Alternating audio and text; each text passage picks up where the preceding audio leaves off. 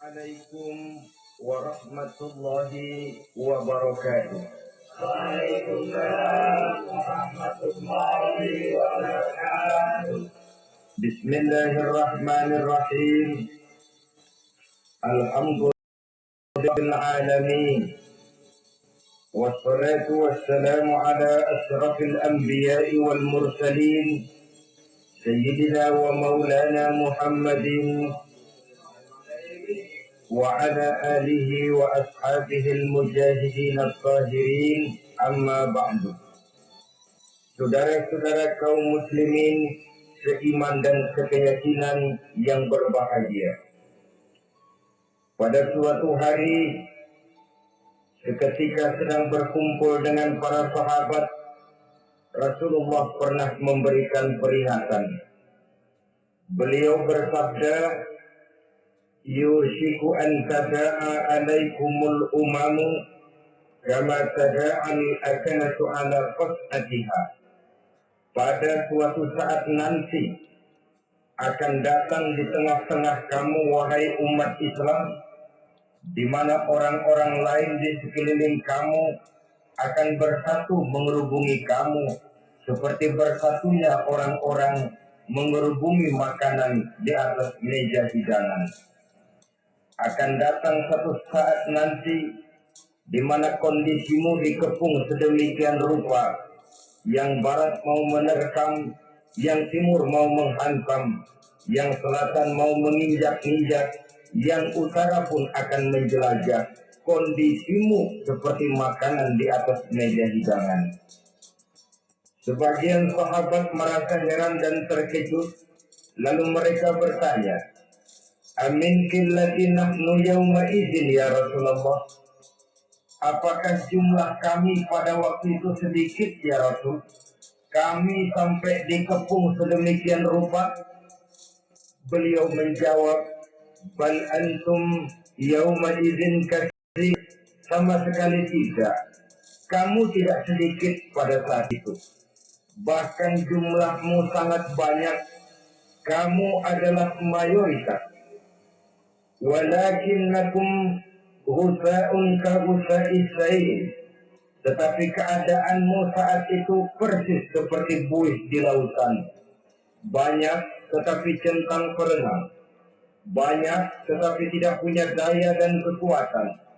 Banyak tapi dipermainkan gelombang lautan, dihempaskan ke tepian pantai tanpa punya makna dan arti. Kondisimu pada saat itu kuantitas yang tanpa kualitas, sehingga orang lain enak saja mengepung kamu. Akidahmu didangkalkan, dibanjiri dengan peradaban dan kebudayaan yang menjauhkan dari agama. Dari segi maksiat dan munkar seluruhnya mengepung sampai kita melepaskan nilai-nilai Islam kita ini. Dan celakanya, sambung beliau, waliyanzi'anna fi qulubi aduwikumul mahabata minkum.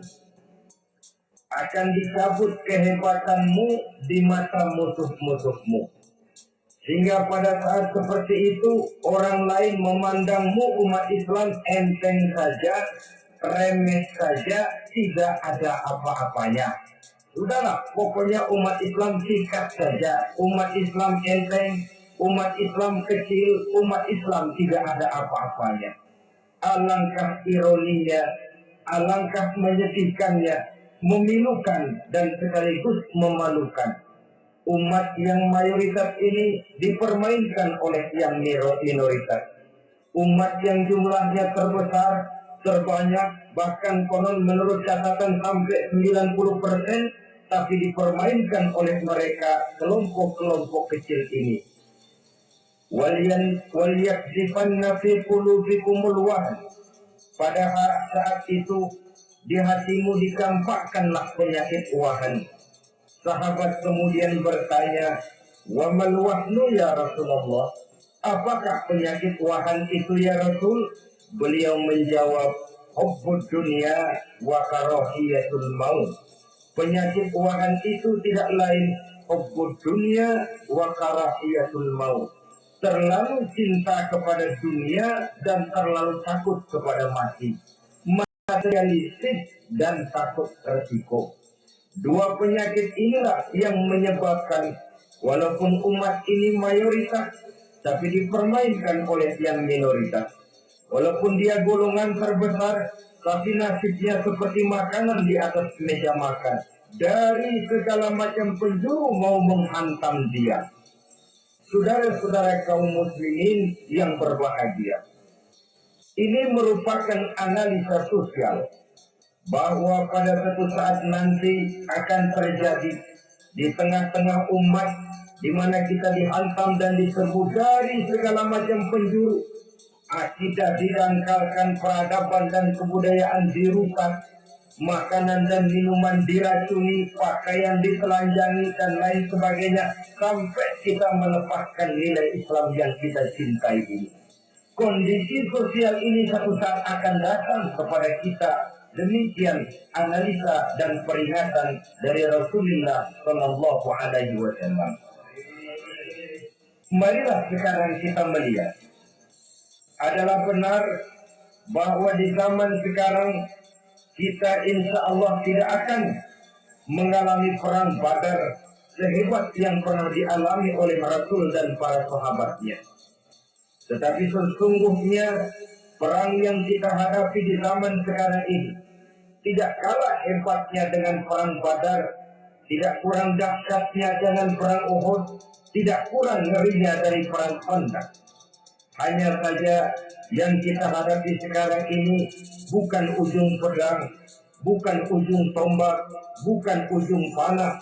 Yang kita hadapi sekarang ini adalah perang akidah, perang ideologi, perang mempertahankan keyakinan. Yang kalau kita kalahkan, kita memang masih beragama.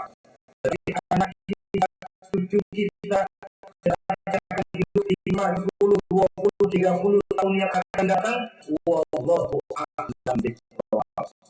Islam, saudara-saudaraku, tidak mungkin hilang dari dunia. Tetapi tidak mustahil Islam gulung tikar dari desa kita, tidak mustahil Islam gulung tikar dari kampung dan kota kita, jikalau kita tidak menjaganya, jikalau kita tidak memeliharanya, bahkan jikalau kita tidak mewariskannya kepada anak-anak kita, generasi yang akan datang. Marilah kita mengingat sejenak bagaimana Islam di Spanyol yang pernah jaya, pernah mewarnai daratan Eropa, dan yang sekarang hanya sekedar tinggal ceritanya saja. Ini pernah diperingatkan oleh Rasul dalam satu hadis, sayati ala ummati zamanun la yaqal Islam illa ismun wala minal Quran illa rasmun. Akan datang ke masa di tengah umatku di mana pada masa itu Islam ada tapi hanya tinggal sekedar namanya saja, dan Quran pun ada tapi cuma sekedar tinggal tulisannya saja. Apabila kita tidak mewariskan ini kepada generasi yang akan datang, maka serbuan-serbuan dari berbagai macam penjuru dari hari ke hari semakin kita rasakan kehebatannya. Tidak mustahil sejarah Spanyol akan terjadi di desa kita, akan terjadi di kampung kita, akan terjadi di kota kita. Orang Spanyol, kalau mereka cerita kepada anaknya, mereka akan cerita, nak, di sini dulu ada masjid. Kapan Pak? Dulu benar enggak? Banyak orang Islam kalau hari Jumat pada sembahyang, kapan itu Pak? Dulu sekali. Sekarang cuma sekedar tinggal ceritanya saja. Bukankah sesuatu yang sangat tidak mustahil apabila kita tidak menjaga dan mewariskan Islam ini kepada generasi yang akan datang? Maka serbuan-serbuan akan membawakan hasil yang diinginkan oleh para penyerbu itu tadi. Kita sudah menjadi umat yang mayoritas, tetapi umat yang mayoritas ini menurut Rasul dikepung sedemikian rupa, akidahnya didangkalkan, peradaban dan kebudayaannya ditekan sedemikian rupa, kehidupan sosialnya dibuat individualis, kemudian dari segi pergaulan, pakaian, makanan, minuman, dan sebagainya diracuni, sampai dia tidak lagi berpegang teguh kepada agamanya. Dan dikala itu hilang kehebatan umat ini di mata musuh-musuhnya. Orang lain memandang kita ringan saja, enteng saja, satu umat yang sudah kehilangan wibawa. Padahal konon kabarnya kita mayoritas, tapi enak saja dikutak-kutik orang lain. Dan dikala itu di hati kita merajalela penyakit uahan. Penyakit uahan itu apa? Pertama, hubbud dunia, terlalu cinta kepada dunia. Terlalu cinta kepada dunia yang menyebabkan kita lupa. Lupa akan tanggung jawab dan kewajiban. Lupa meneruskan dan mewariskan Islam kepada generasi yang akan datang. Kita berlomba dan berlomba hanya untuk mengejar dunia dan seluruh isinya. Baik dia bernama materi, baik dia bernama seksual, baik dia bernama pangkat, jabatan, dan kedudukan, berlomba-lomba kita di dalamnya. Sampai tercampaklah penyakit kubur dunia di dalam hati ini. Berurat dan berakar dunia itu, sulit dan berat kita berpisah daripadanya. Akibatnya kemauan untuk berbuat demi dan atas nama agama sangat sulit dalam kehidupan ini. Yang kedua, karahiyatul maut, terlalu takut kepada mati. Baik mati ajal, mati dalam artian yang sebenarnya, baik mati usahanya, baik mati karirnya, baik mati pangkat dan jabatannya. Sehingga dengan demikian akibatnya jatuhlah kita menjadi umat yang kehilangan wibawa di mata orang lain. Saudara-saudara kaum muslimin rahimakumullah. Saya katakan tadi, perang yang kita hadapi di zaman sekarang adalah perang akidah. Perang menghadapi peradaban dan kebudayaan yang menghancurkan moral daripada anak-anak kita. Perang menghadapi banjirnya maksiat dan munkar.